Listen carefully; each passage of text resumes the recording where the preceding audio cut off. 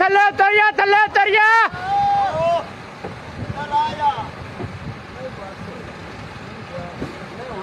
पहले तो रूम आधी एक साइड होती है